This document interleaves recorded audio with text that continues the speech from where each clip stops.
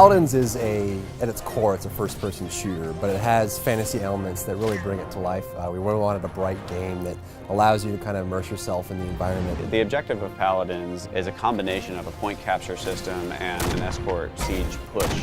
It's a pretty unique take on objective-based gameplay. The firing of the weapons and the using of abilities are very classic feeling. It's not the pixel hunting and aimed out in sights that are in a lot of the military style shooters. This kind of harkens back to some of the more arena style gameplay. The biggest things for us, obviously, as a studio, we really love making free-to-play games. So it'll be immediately accessible.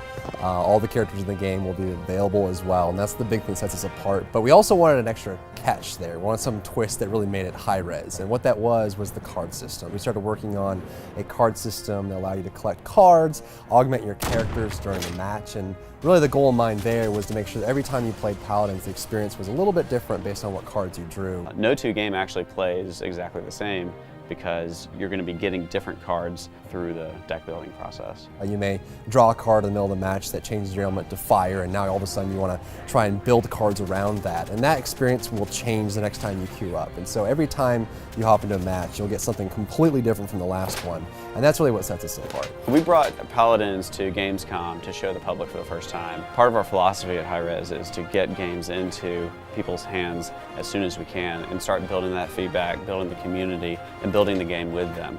And so we are opening up the game very soon to early access. Be sure to head over to paladins.com and sign up for early access, and we can't wait to get Paladins in your hands.